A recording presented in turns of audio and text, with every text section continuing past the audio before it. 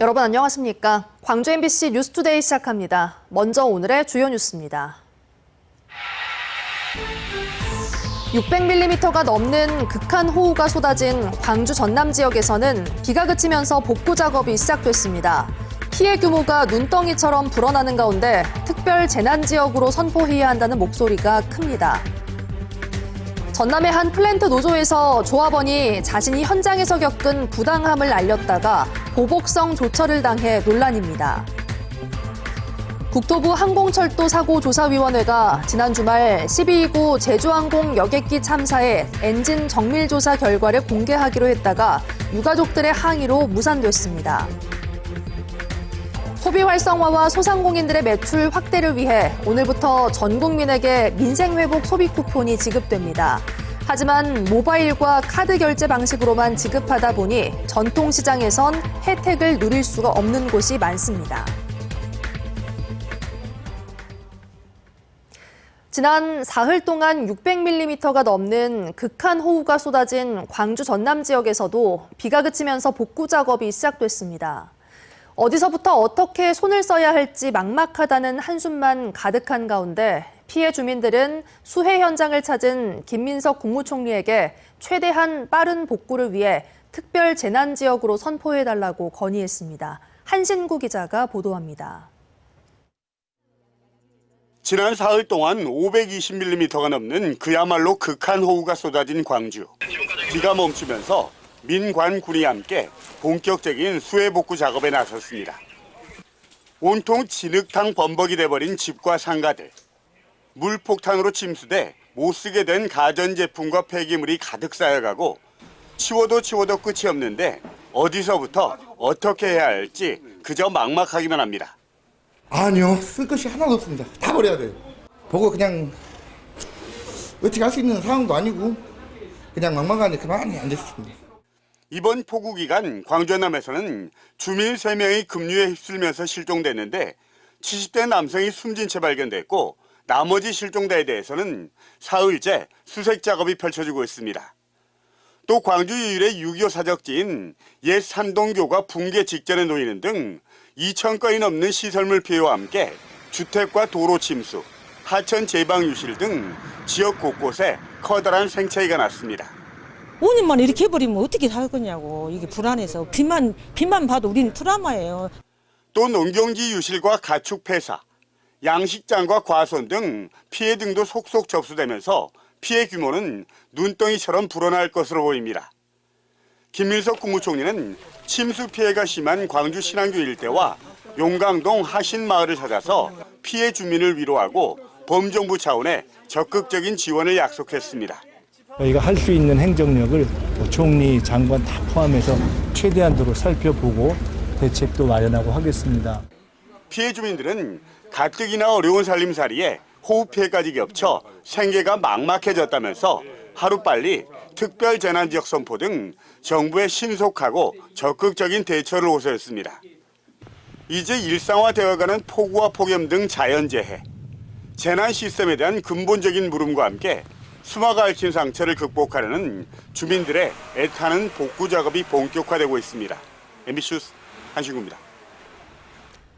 많은 피해를 남긴 폭우가 지나간 자리에 곧바로 폭염이 찾아왔습니다. 전남 완도 지역에서는 폭염 경보가 발효 중이고요. 광주와 전남 남해안 지역을 중심으로 폭염주의보가 발효 중인 가운데 낮 동안 체감온도 33도 이상으로 오르는 지역이 많겠습니다. 수해복구 작업 등 야외 작업장에 계신 분들은 시원한 물과 쉴 수 있는 그늘을 필수로 준비하시길 바랍니다. 내내 더위가 이어지다가 늦은 저녁 사이에는 소나기가 지나겠습니다. 광주와 전남에 5에서 60mm가량의 소나기 예보가 나와 있는데요. 소나기 특성상 좁은 지역에 강한 비가 집중될 수 있겠습니다. 이미 많은 비가 지나면서 집안이 약해져 있기 때문에 잠깐 지나는 소나기라고 하더라도 각별한 주의가 필요합니다. 현재 하늘 모습 보시면 고기압의 영향권에 들면서 맑고 깨끗한 하늘 드러나 있습니다. 내내 뜨거운 볕이 쏟아지겠고요. 오늘 광주의 출근길 기온 26도 안팎에서 시작한 가운데 한낮 기온은 무려 34도 안팎까지 치솟겠습니다. 아침 기온과 낮 기온 모두 어제보다 2도가량 오름세를 보이겠습니다. 날씨 정보였습니다. 국토부 항공철도사고조사위원회가 이번 주말 1229 제주항공 여객기 참사의 엔진 정밀조사 결과를 공개하기로 했다가 유가족들의 항의로 무산됐습니다. 유가족들은 조사위가 명확한 근거 자료는 공개하지 않고 납득할 수 없는 결론만 냈다며 비판했습니다. 김규희 기자가 보도합니다. 무안 국제공항을 찾은 국토교통부 항공철도사고조사위원회 조사위원들. 1229 제주항공 여객기 참사의 엔진 정밀조사 결과를 발표하기 위해서였지만 입장과 동시에 발길을 돌렸습니다. 유족들의 거센 반대로 발표 자체가 취소된 겁니다. 유족들은 사조위의 엔진 정밀조사 결과를 언론 브리핑에 앞서 살펴본 결과 사조위가 근거 자료는 공개하지 않은 채 자체 결론만 내놓았다며 납득할 수 없다고 지적했습니다. 어떻게 조사가 이루어졌는지 또 이것들은 어떤 사항들로 증거가 될 수 있는지 명확한 팩트를 같이 공개해 주시기를 바랍니다. 참사 원인은 복합적인데 안전장치와 시스템 부재에 대한 내용은 없고 특정 개인에 대한 2차 가해로 이어질 수 있는 결과만 내놓고 있다고도 비판했습니다. 특히 사고 원인과 관련된 일부 표현들에서 최종 결론에 도달한 것처럼 단정적으로 해석될 수 있는 문구들이 있었다면서 이와 같은 표현이 언론을 통해 전달될 경우 시민들에게 혼란을 줄 우려가 있다고 경고했습니다. 한쪽만 가지고 이야기를 하면 여기 있는 기자님들이 그걸 기사를 쓰면 일반인들은 사고 결과 다 나왔는데 이런 내용을 지금 오늘 발표를 한다는 거예요. 사조위 측은 추후 유족과 합의를 마친 뒤 언론 브리핑을 진행하겠다고 밝혔습니다. 유족분들하고 협의해서 하도록 하겠습니다. 네. 공정하고 투명한 사고 조사를 줄곧 요청해온 제주항공 참사 유족들. 특히 관제탑과 조종사 간 첫 교신이 이뤄진 때부터 블랙박스 작동이 중지된 때까지의 조종실 음성 기록과 기체 작동 데이터 기록 전체를 공개해달라고 요구하고 있습니다. MBC 뉴스 김규희입니다. 전남의 한 플랜트 노조에서 조합원이 자신이 현장에서 겪은 부당함을 알렸다가 보복성 조처를 당해 논란입니다. 집행부가 취업을 방해해 생계가 끊길 처지에 있다며 법정 공방까지 이어지고 있습니다. 보도에 유민호 기자입니다. 20년 넘게 전남 동북권 플랜트 건설 현장에서 일한 윤모 씨. 올해는 현장에 나가지 못하고 있습니다. 전국 플랜트 건설 노조 전동경소 지부에 속한 윤 씨는 집행부가 자신과 아내, 동료들의 취업을 방해하고 있다고 주장합니다. 올해 초 노조 지부장은 윤 씨 등 노동자 6명을 당분간 취업 보류로 분류한 명단을 지역 현장 반장들에게 전달했습니다. 조합에 단지 쓴소리를 했다는 이유로 또는 조합 자기들하고 생각이 틀리다는 이유로 이렇게 취업을 방해하고 생계를 끊어버리고 이걸로 겁박을 하고 최근 검찰은 해당 지부장을 근로기준법 위반으로 벌금 300만 원의 약식 명령을 내렸습니다.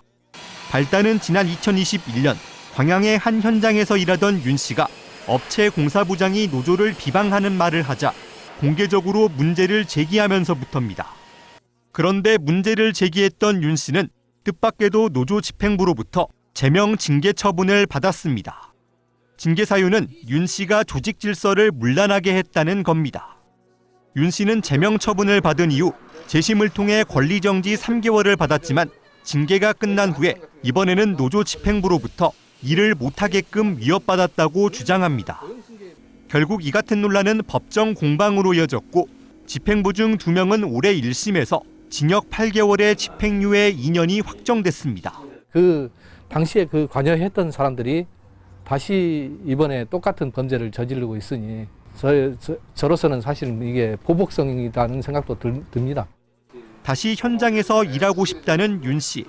노동 현장의 부당함을 노조에 알렸는데도 오히려 자신의 일자리를 잃게 됐다며 조합원의 권익을 위한 노조 존재 이유조차 모르겠다는 입장입니다.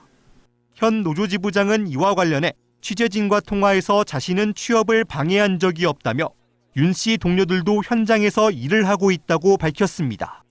이어 정식 재판을 통해 법적 판단을 받는 것을 고려하고 있다며 취업을 막은 사실이 없다는 것을 거듭 강조했습니다. MBC 뉴스 유민호입니다. 광주 경영자 총협회가 민생회복 소비 쿠폰을 극한 호우로 피해를 입은 지역에서 우선 사용해 돕자고 호소했습니다. 광주경총은 이번 극한 호우로 전통시장과 소상공인들의 피해가 크다며 오늘부터 시작되는 민생회복 소비 쿠폰을 피해 지역인 전통시장과 먹자골목에서 우선 사용하자고 제안했습니다. 또 수해 지역에 대한 특별 재난지역 선포와 함께 저금리 재해복구 기금 융자와 전기요금 감면 등 정책적 지원이 뒤따라야 한다고 덧붙였습니다. 무등산권 유네스코 세계지질공원이 두 번째 재인증에 나섭니다. 전라남도는 광주시와 담양군, 화순군과 함께 오는 28일부터 31일까지 유네스코 현장 실사를 진행한다고 밝혔습니다. 일본과 중국에서 온 전문가들은 무등산 주상전리대와 화순 고인돌 유적지, 담양 중록원 등 주요 지질 문화 명소를 둘러보고 지난 4년간의 관리 실적과 주민 협력 사업 이행 여부 등을 평가합니다. 재인증 여부는 오는 12월 세계 지질공원 네트워크 이사회를 거쳐 내년 4월 유네스코 집행이사회에서 최종 결정됩니다.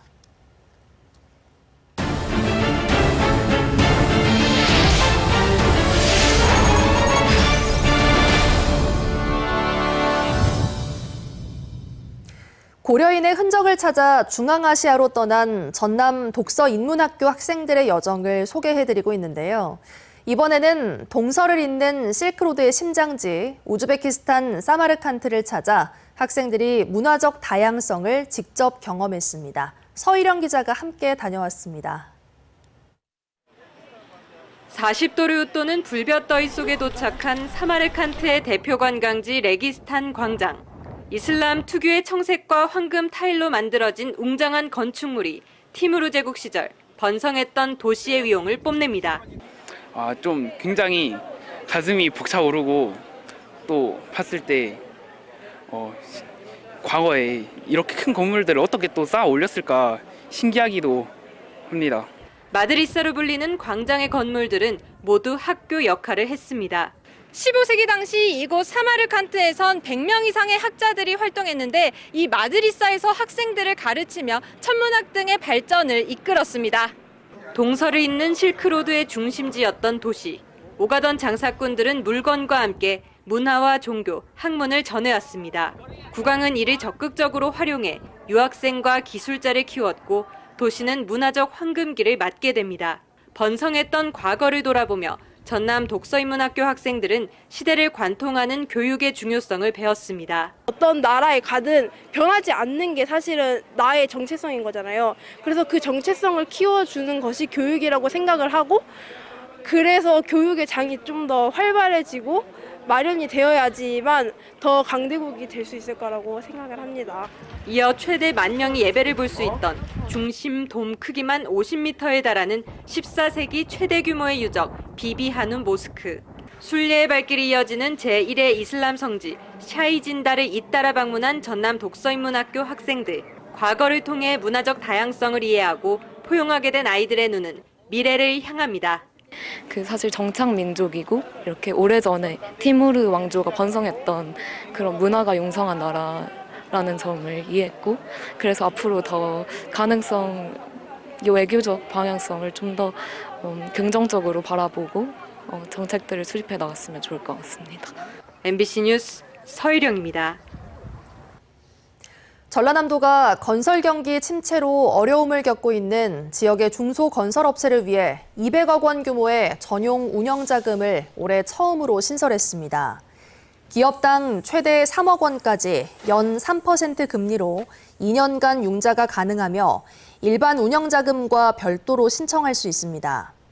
또 우대기업 정책자금 융자 한도는 20억 원에서 23억 원으로 상향됐고 올 한 해 동안은 2차 보전 지원율도 0.4%포인트 추가 지원됩니다.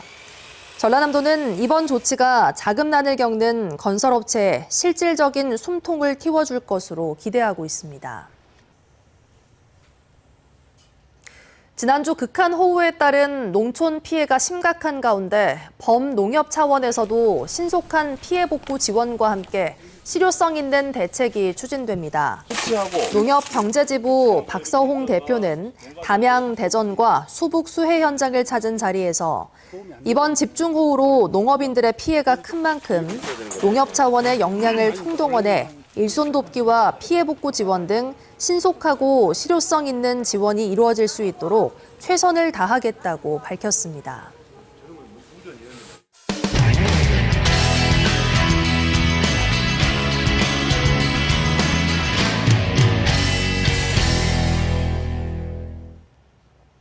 정부가 민생 경제를 회복하기 위해 소비 활성화와 소상공인들의 매출 확대를 하기 위해 전 국민에게 민생 회복 소비 쿠폰을 지급하는데요.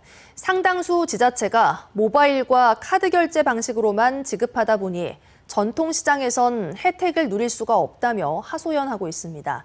MBC 경남 이상훈 기자가 취재했습니다. 창원의 한 전통시장. 5일장을 맞아 시장을 찾은 소비자들이 물건을 사는데 대부분 현금을 씁니다. 고정 점포가 있는 상인 말고는 카드 단말기를 가진 상인은 거의 없습니다.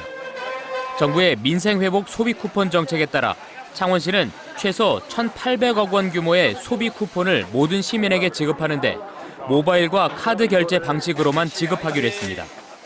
지역사랑 상품권 같은 종이류는 발행하지 않기로 했습니다. 카드기 단말기 어디 있노 우리가? 그래도 상품권을 주면 그래도 받는다 이가. 그건 안 되지 카드는. 대부분 고령인데다 카드 결제 수수료도 부담해야 하는 상인들은 종이 쿠폰 방식이 필요하다고 말합니다. 폰이라든지 뭐 카드 이런 것은 사용할 줄 사실 모르고 온누리 상품권이라든지 뭐 창원사랑, 누비자 이런 게 있는데 그걸로 해야 뭐 조금이라도 우리 종이 상품권을 발행하지 않음으로 인해서 전통시장, 특히 카드를 사용하지 않는 전통시장 상인들에게는 엄청난 타격일 뿐만 아니라 불평등하고 또 이게 차별을 불러일으키는 일이라고 봅니다. 지역사랑 상품권 같은 종이류도 지급하는 경남의 지자체는 창녕과 남해, 함양, 고성, 하동, 의령군 등 6개 군뿐입니다. 창원시 등 12개 시군은 물리적인 시간이 부족해 종이 쿠폰 발행을 하지 않는다고 밝혔습니다. 조폐공사에 의뢰를 했는데 8월 중순이 돼야지 이게 공급이 된다고 하더라고요. 저희 11일부터 지급을 해야 되기 때문에. 반면 지난달부터 미리 수요 조사를 해 대비한 지자체도 있습니다. 고령자, 노약자 이런 분들이 편리하게 이용할 수 있도록 하고 또 저희들은 또 그 지역 내 전통시장과 이용 가맹점 등 편리하게 하고 또 그래서 저희들 이런 것 때문에 지난 6월부터 미리 지류형 상품권 발행을 준비를 미리 해왔습니다. 종이류 지급에 대한 민원이 잇따르자 창원시 등 일부 지자체는 2차 지급 때는 종이 쿠폰 지급을 검토하겠다고 밝혔습니다. MBC 뉴스 이상훈입니다. 경북 도내 모든 시군이 이달부터 70세 이상 어르신들에게 시내버스 요금을 받지 않습니다. 국가 발전을 이끌어온 어르신에 대한 예우이자 교통복지 향상을 위한 정책인데 문제는 부정 사용입니다. 버스기사나 지자체 공무원들은 강제로 조사할 권한이 없어 성숙한 시민의식에 기댈 수밖에 없는 상황입니다. 포항문화방송 김기영 기자가 보도합니다. 단말기에서 나오는 사랑합니다 멘트는 시내버스 요금이 면제된 70세 이상 어르신입니다. 이달 1일부터 도내 22개 시군에서 전면 시행됨에 따라 어르신들은 외출이 부쩍 늘었다며 매우 만족하다고 말합니다. 자유롭지. 자유롭지. 노인들을 위해서 너무 많이 배려를 해주니까 좋아요. 포항시의 70세 이상 어르신은 7만 1천여 명, 65%가 무임 교통카드를 발급받았습니다. 그런데 제도 시행 20일도 채 안 돼 부정 사용이 곳곳에서 발견되고 있습니다. 아주머니 같은데 또 똑같이 그 사랑합니다 멘트가 나오는 카드를 들고 타시는 분들도 있단 말이죠. 그래서 근데 저희가 확인할 수는 없습니다. 근데 최근에는 또 학생도 부정 사용자로 의심이 되더라도 배차 시간을 지키고 안전을 신경 써야 할 버스 기사가 현장에서 따질 수는 없는 노릇입니다. 신분증 제시를 요구할 권한도 없습니다. 버스 기사들은 무임 교통카드를 발급할 때 사진을 넣지 않은 게 아쉽다고 말합니다. 포항시는 버스에 설치된 CCTV와 카드 단말기를 대조해 부정 사용자에게는 페널티 부여 등 뒤늦게 대책 마련에 나섰습니다. 기사님들이 부정 사용 시간을 알려주시면은 버스 CCTV와 대조해서 사용자를 확인하고 별도로 우리 시 직원들이 버스에 탑승해서 집중 단속도 할 예정입니다. 타인에게 카드를 양도하는 등 부정 사용이 적발되면 1년간 사용이 제한됩니다. MBC 뉴스 김기영입니다. 신선식품을 집까지 빠르게 배송해주는 쿠팡의 로켓프레시가 지난 2월부터 제주에서도 시작됐는데요.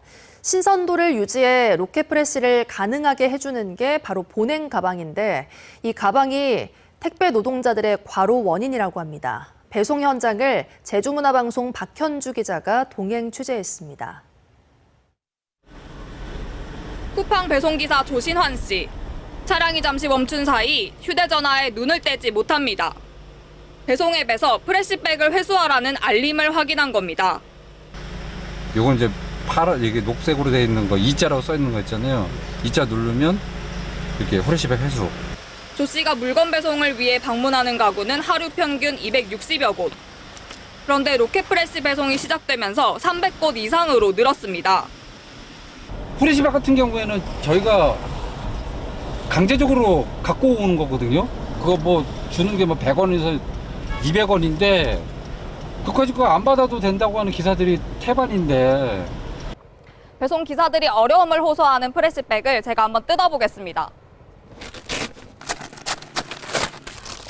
프레시백 안에는 신선 유지를 위한 아이스팩이 들어있는데 이걸 정리하는 것까지 배송 기사의 몫입니다. 쿠팡 배송 기사가 숨지면서 과로사 의혹이 불거진 지난해. 쿠팡은 프레시백 회수를 강요하지 않겠다고 약속했습니다. 하지만 택배노조는 프레시백 회수를 하지 않으면 대리점 재계약을 해주지 않는 클렌징 제도를 통해 사실상 프레시백 회수를 강요하고 있다고 주장합니다. 프레시백을 만약에 예를 들어서 수거를 안 하게 되면 이게 클렌징 제도가 있어서 그게 그 연말 되면은 재계약하는데 문제가 발생을 해서 기사들이 다 싫어하고 있고. 이에 대해 쿠팡은 별다른 입장이 없다고 밝혔습니다. 택배노조는 다음 달까지 배송기사들과의 대면 조사를 통해 프레시백 회수 강요와 업무 과중 등 쿠팡의 과로사 대책 이행 여부를 점검하겠다고 밝혔습니다. MBC 뉴스 박현주입니다. 광주를 찾은 관광객이 지난달 10% 이상 증가한 것으로 나타났습니다.